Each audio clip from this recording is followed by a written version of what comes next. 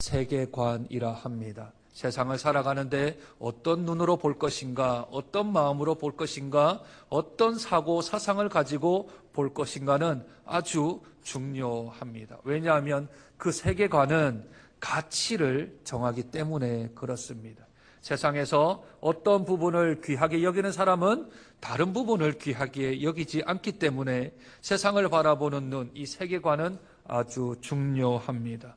그 세계관 가운데 기독교인이라면 우리들은 직선적 세계관을 가지고 있습니다. 직선적 세계관이란 곡선도 아니고 원도 아닌, 그러니 이 윤회가 아닌 돌고 도는 세상이라고 생각하지 아니하고 처음과 나중이 있고 시작과 끝이 있다는 세계관. 그러므로 처음이 있으니 끝이 있다라고 여기며 우리들은 직선적인 그러한 세계를 살아간다 하는 가치관, 그러한 시각을 가지고 있는 것을 기독교적 세계관, 이것을 다른 말로 종말론적 세계관이라고 말을 합니다. 종말론적. 처음이 있으면 나중이 있고 시작이 있으면 끝이 있다.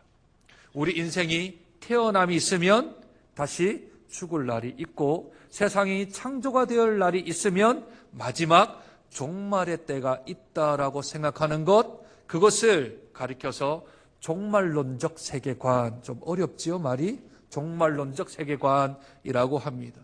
성경을 믿는 우리들, 하나님이 이 땅을 창조하심을 믿는 우리들, 우리의 생명의 생사화복을 주장하시는 분이 하나님이심을 믿는 우리들은 이 종말론적 신앙관을 가져야 합니다. 그래야 우리들이 이 땅에서 사는 것뿐만 아니라 다음 세상에서 살아가는 희망과 소망이 있다는 것이지요. 이것은 세상 사람들에게 말하면 재수없다 이렇게 얘기도 하고, 세상 사람들에게 말하면 그날은 오지 않아요 라고 거부하거나 또는 회피하려고 하는 세상적인 그러한 사고가 있습니다. 왜냐하면 두렵기 때문에 그렇지. 겁이 납니다.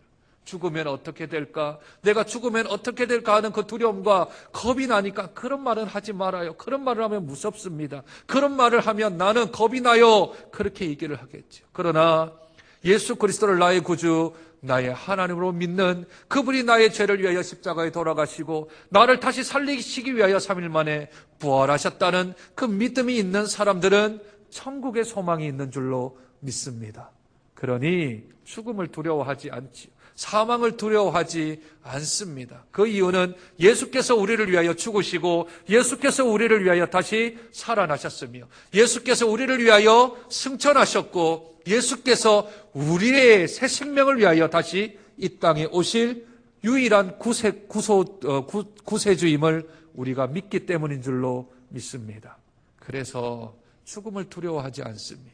겁을 내지 아니하지요. 세상에 끝이 있다 하여도, 인생에 끝이 있다 하여도 우리들은 겁을 내지 않습니다.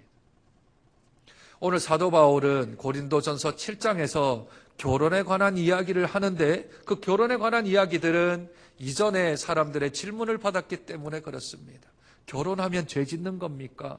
독신으로 사는 게 옳습니까? 무엇이 옳습니까? 라는 고린도 교회의 질문을 받았고 그 질문에 대하여서 답을 하고 있는 것이지요. 그런데 이 7장을 그냥 문자적으로 문맥적으로만 읽으면 다 독신주의로 살라라 하는 것처럼 그렇게 보입니다. 그러나 성경을 전체적으로 보면, 통시적 전체적으로 보면 독신으로 살아라는 말을 한 적은 없습니다. 다만 여기에 나오는 부분들을 조금 저희들은 잘 지식이 좀 필요하지요.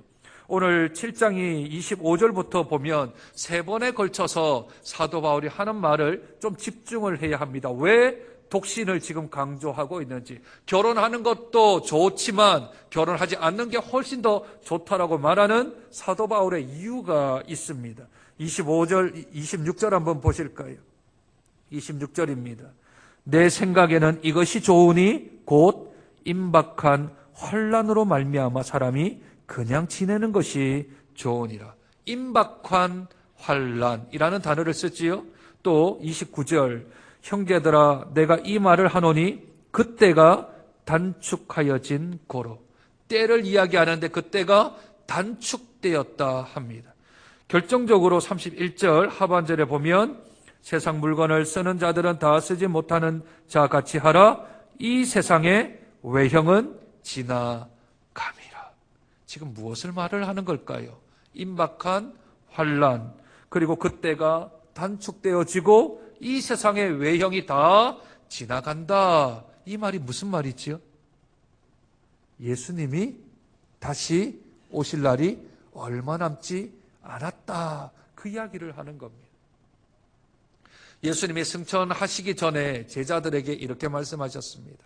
내가 속히 오리라. 내가 속히 오리라. 그것도 3번이나. 3번에 걸쳐서 내가 속히 오리라 했습니다.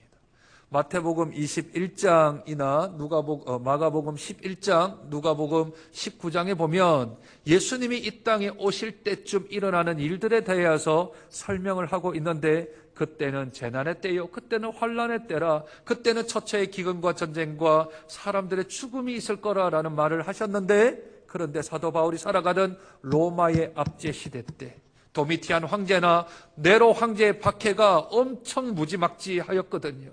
그러니 사도 바울이 생각할 때는 이제 곧 예수님이 오시겠다.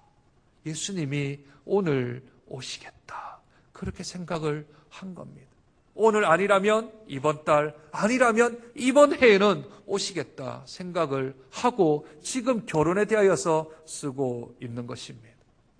손양원 목사님, 주기철 목사님, 일제강점기 때 예수 믿는 것 때문에 힘들어하고 어려워하고 투옥되었을 때 가장 사모했던 일이 무엇입니까?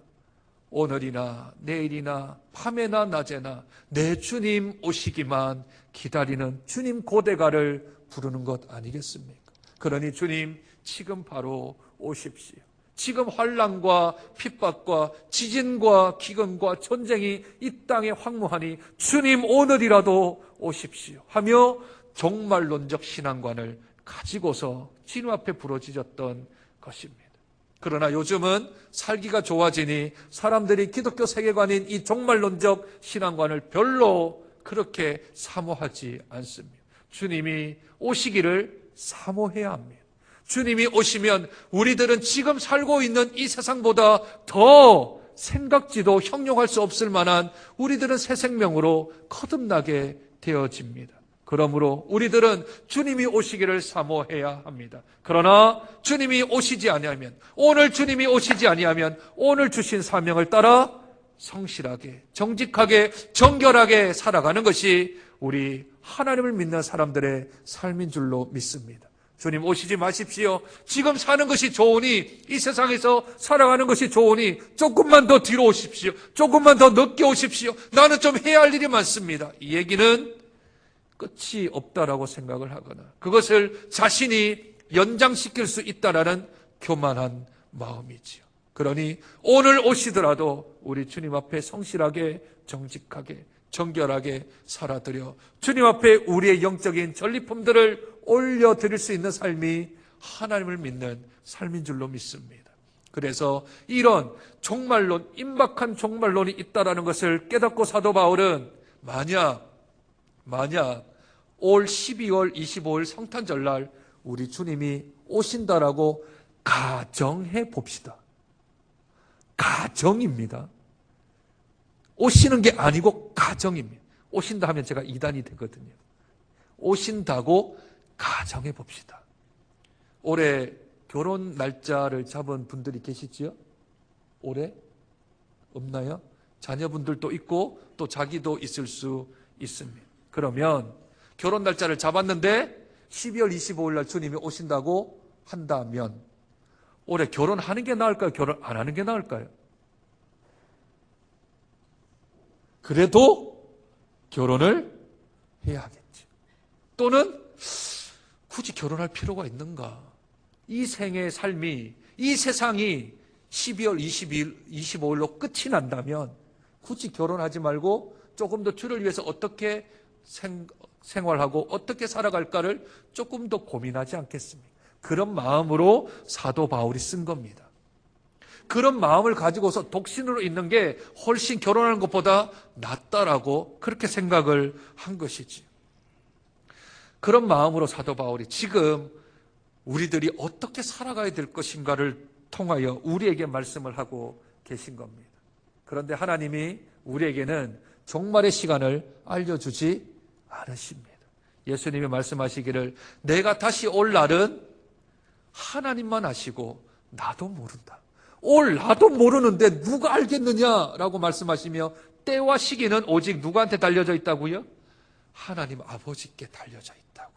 그러니 나도 모르니까 너희도 좀 알려고 하지 마라. 언제 온다? 몇 시에 온다? 그 말은 다 틀렸다. 그렇게 이야기를 우리 예수님께서 하신 것이지요. 그 말도 일리가 있는 게 때와 시간을 정할 수가 없는 이유가 무엇일까요? 때와 시간을 정할 수 없는 이유는 한 가지입니다. 지구의 모든 살아가는 한 70억 되어지는 사람들의 시차가 다 다르지요? 시차가 다 달라요. 12월 25일 오전 12시에 온다고 한다면 한국 기준 시간일까요? 미국 기준 시간일까요? 영국 기준 시간일까요? 그 자체가 말이 안 된다라는 얘기입니다. 하나님은 동시에 들어올 수 있고 동시에 나타날 수 있는 분이시지요. 그러니 시간과 시기는 우리가 알 바가 아닙니다. 오늘 하나님이 우리에게 생명도 허락해 주시면 그에 따라 살아가는 것이고 오늘 하나님께서 주신 삶이 있으면 그의 사명을 따라 하나님 앞에 성실하게 정직하게 정결하게 살아가면 됩니다. 어느 한 시인의 믿음을 가지고 있는 시인의 오늘을 위한 기도라는 시를 잠깐 한번 읽어드립니다. 오늘 하루 제게 맡겨진 시간의 옷감들을 짜투리까지 아껴 쓰는 알뜰한 재단사가 되고 싶습니다. 어제의 열매이며 내일의 씨앗인 오늘의 일과를 끝내고 잠자리에 들 때는 어느 날 닥칠 저의 죽음을 미리 연습해보는 겸허함으로 조용히 눈을 감게 하소서. 모든 것에 감사했습니다. 모든 것을 사랑했습니다. 나지키 외우는 저의 기도가 하얀 치자꽃 향기로 오늘의 저의 잠을 덮게 하소서. 이 기도가 종말론적 신앙관을 가지고 종말론적 세계관을 가지고 살아가는 기도여야 합니다. 오늘 하나님이 생명 허락해 주시면 감사했습니다. 고마웠습니다. 하나님이 말씀하신 대로 사랑했습니다. 고백하며 하루를 마감하고 또 내일 다시 우리의 눈을 뜨게 하시면 하나님 또 오늘 또 생명을 연장시켜 주셔서 감사합니다. 제 생명이 있는 날 동안 주를 위해서 살아가며 주를 위하여 충성하겠습니다라고 고백하며 다짐하는 것이 종말론적 신앙을 살아가는 저희들이 되어야 할 줄로 믿습니다. 그러므로 우리들은 어떤 일은 죄를 짓는 일이고 어떤 일은 죄를 짓지 않는 일이라고 단정하면 안 됩니다. 그렇죠? 어떤 일은 죄고 어떤 일은 죄가 아니다라고 단정할 수 없는 것이지요. 오늘 성경도 그렇게 말씀하지 않습니까? 28절 그러나 장가 가도 죄 짓는 것이 아니요 처녀가 시집 가도 죄 짓는 것이 아니다. 그렇게 말씀하죠. 이 당시에 사람들에게 어떤 사람들이 있었냐 하면 금욕주의자들이 있었습니다. 금욕주의자라는 것은 무엇인가 하면 정신에 속한 것, 영에 속한 것만이 선한 것이고 육체에 속한 것은 다 악한 것이며 성적인 부분들이나 우리 육체의 쾌감을 가지는 것들은 다 악한 것이다라고 치부해버리는 사고 사람들을 가리켜서 금욕주의라고 말합니다. 이 고린도 교회 안에 금욕주의자들이 있었습니다. 그래서 결혼하지 마라. 결혼하는 거는 죄다. 시집가고 장가가는 거 다 죄다라고 말하며 그것을 정죄하였습니다. 또 한편에서는 야 독신으로 사는 것 창세기 2장과 그것은 반대되는 것이다. 하나님이 남자가 부모를 떠나 아내와 합하여 하나가 되라 했는데 왜 그 명령을 따르지 않느냐 하며 그렇게 나아갔던 사람들이 있었는데 이 사람들이 말씀에 의간 사람들이 아니라 자기의 쾌락을 위해서 추구했던 쾌락주의자들도 있었습니다.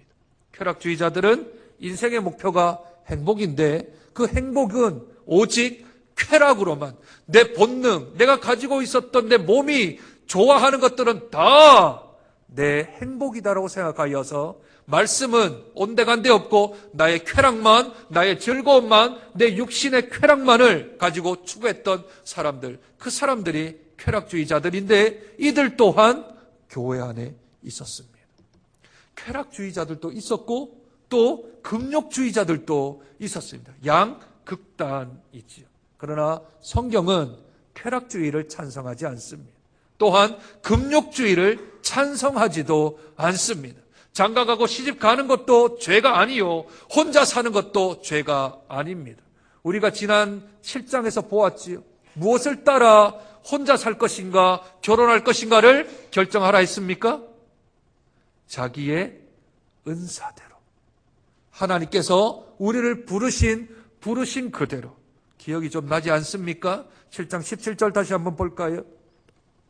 7장 17절입니다. 오직 주께서 각 사람에게 나눠주신 대로 하나님이 각 사람을 부르신 그대로 행하라. 내가 모든 교회에서 이와 같이 명하노라.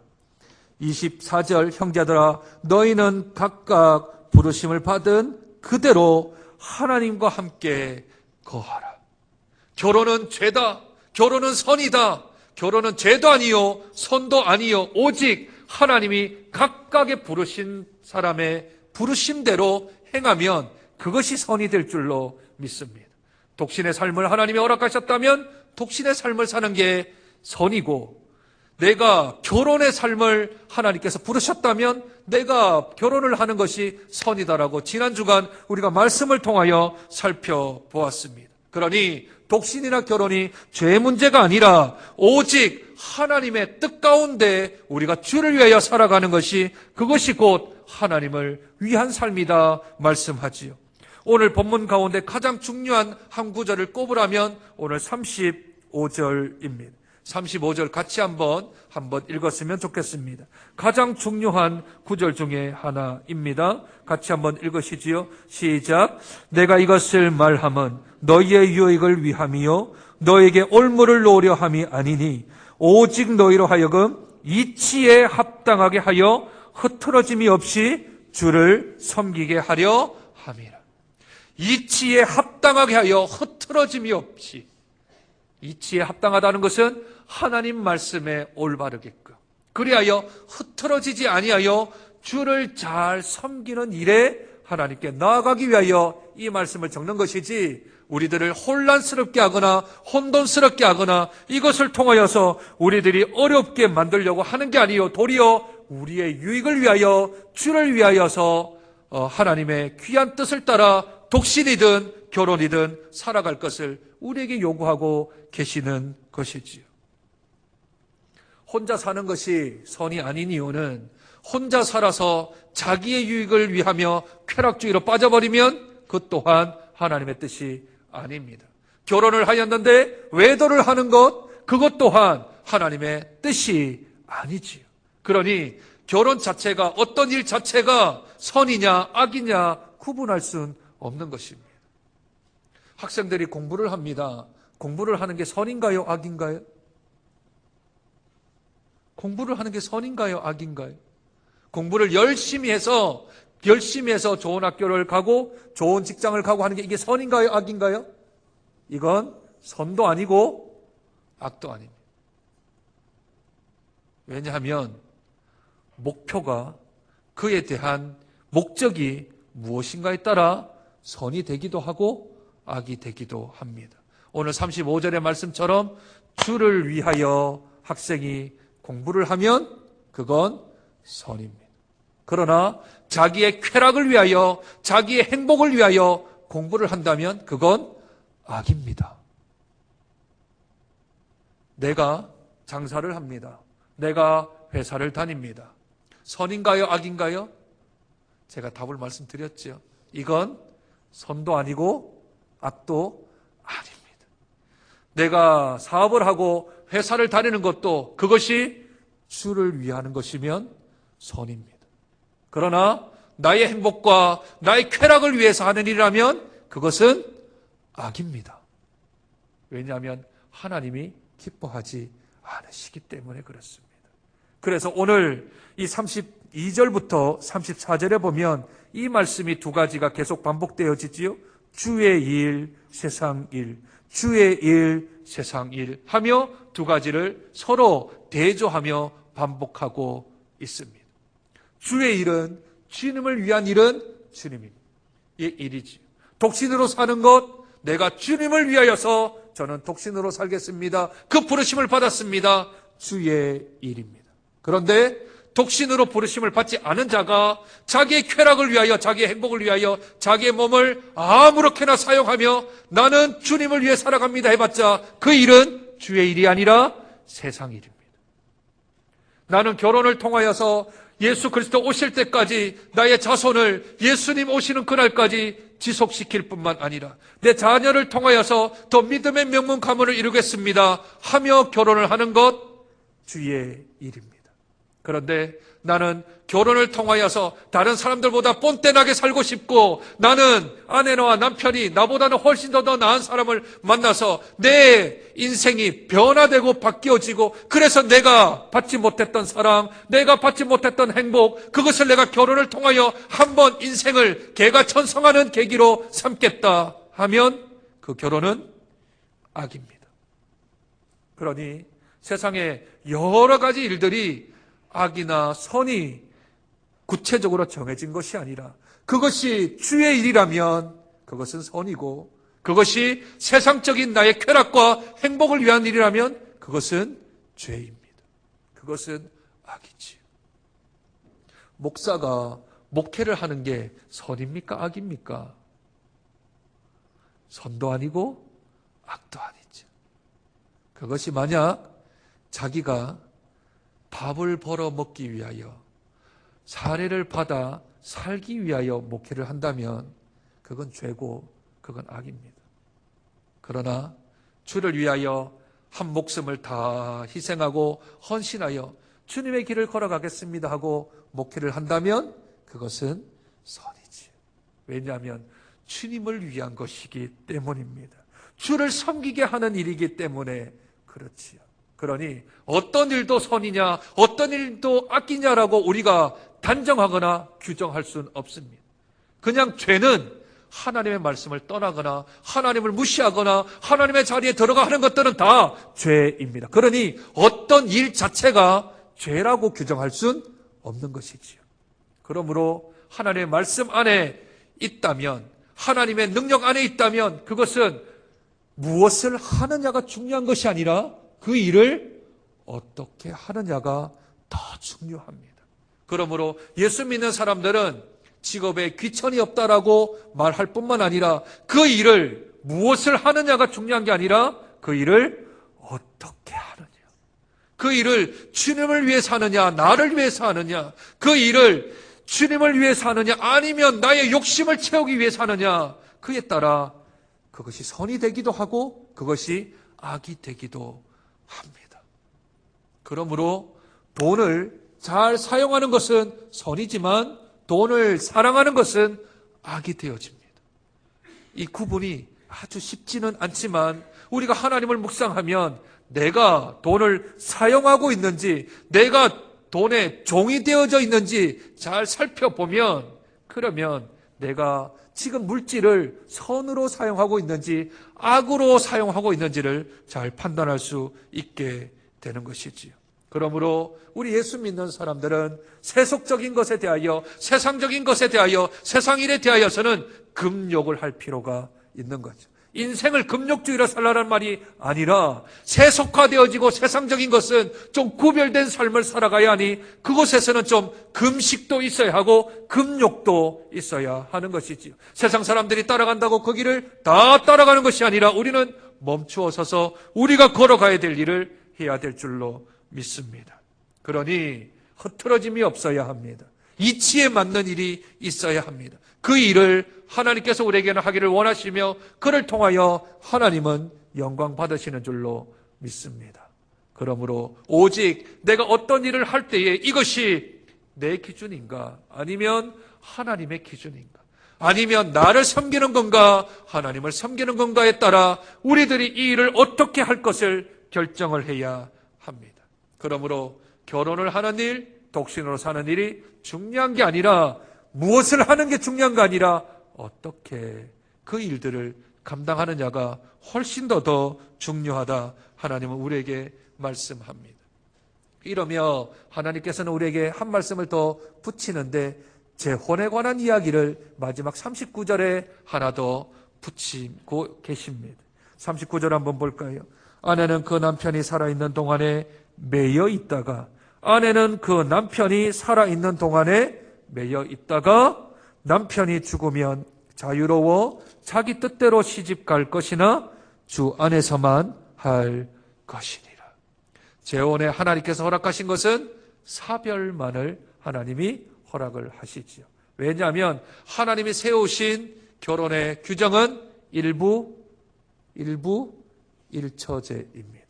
일부 다처제도 아니고 일처 다부제도 아닙니다. 하나님은 한 남자와 한 여자를 한 몸 되게 하셔서 결혼하게 하셨는데, 그 한 몸이 두 개 분리가 되어 한 몸이 먼저 이 세상을 떠나면 하나님께서는 재혼을 허락하셨습니다. 그러니 하나님은 재혼하는 것도 끝절에 보면 주 안에서 해라, 하나님을 섬기는 데서 해라. 내가 재혼을 함으로 더 하나님을 더 잘 섬길 수 있다면 재혼하는 것이 옳다. 그러나 내가 사별을 하고 난 후에도 하나님 앞에서 내가 더 잘 섬기지 못할 것 같으면 내가 혼자서 계속 살아가는 게 좋다 하며, 하나님은 우리에게 이것조차도 주 안에서 주님을 위하여서 주님 안에 있는 삶을 더 중시 여기는 재혼에 관한 이야기도 하나님은 말씀하고 계시는 것입니다. 그러므로 우리들은 사나 죽으나 주의 영광을 위하여 살아가는 하나님의 자녀인 줄로 믿습니다. 그렇게 살아야 합니다. 그렇게 결정해야 합니다. 그렇게 선을 그어야 합니다. 내 마음은 그렇게 살기로 결정해야 합니다. 그래야 이 영적인 전투의 현장 속에서 살아가는 우리들이 바른 판단, 바른 결정을 할 수 있게 되어집니다. 이번 한 주간만이라도 또 올해를 살아가는 데 있어서 가장 중요한 선택의 결정은 이것이 주를 위한 것인가, 아니면 나를 위한 것인가, 나의 욕심을 채우기 위한 것인가, 하나님의 영광을 올리게 위한 것인가를 놓고 우리들이 선택하며 결정해야 하는 것이 주님의 자녀가 해야 될 올바른 태도인 줄로 믿습니다. 그 주님을 위한 삶, 주님의 영광을 올려드리는 삶을 살아가는 저와 여러분 되시길 주님의 이름으로 축복드립니다. 하나님 아버지, 하나님으로부터 우리들은 어떤 은사를 받았습니까? 우리들은 주변의 환경이 하나님의 뜻 가운데 합당하게 살아가고 있습니까? 우리의 하는 일들이 주님을 위한 나의 헌신과 봉사에 어떻게 영향을 주고 있습니까? 주님, 이러한 질문들을 던졌을 때 우리들이 하나님을 위하여서, 하나님의 영광을 위하여서 주님 기쁘시게 드리는 것으로 결심하고 결단하고 선택할 수 있는 저희들이 되게 도와주시옵소서. 우리의 유익이 아닌, 우리의 욕심이 아닌, 우리의 체험이 아닌 오직 하나님께 눈을 돌려 우리가 살아도 죽어도 먹어도 마셔도 입어도 오직 주를 위해서 저희들이 살아가는 복된 주님의 자녀를 되게 축복하여 주시옵소서. 선택의 굴레가 우리들이 세상의 이치로, 세상의 가치로 결정하는 자가 아니라 종말론적 신앙관을 가지며 시작이 있으면 끝이 있다라는 분명한 그 원리 아래서 저희들이 결심하고 결정할 수 있는 지혜로운 자, 하나님의 복된 자녀 되어질 수 있도록 축복하여 주옵소서. 존귀하신 예수님 이름으로 기도드립니다.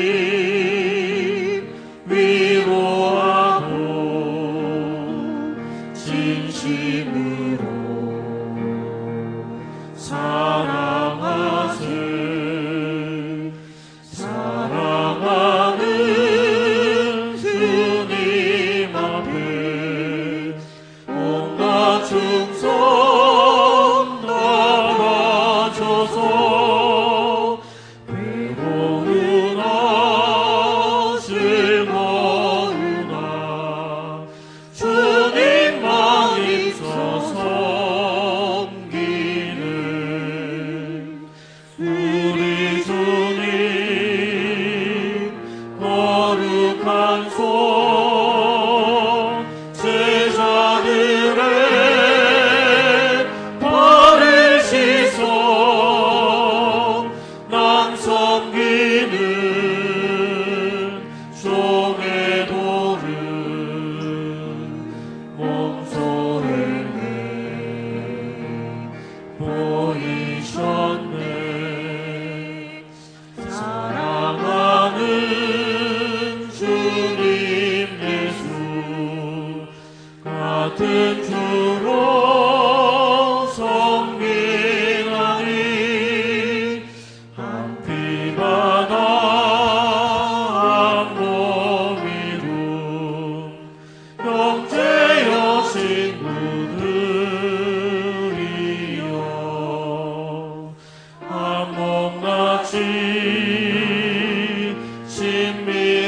친밀하고 마음으로 하나 되어 우리 주님 크신 뜻을 지성으로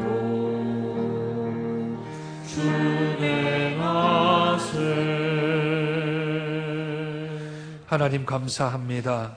사망 권세 깨뜨리고 부활하셔서 우리에게 종말론적 신앙관을 통하여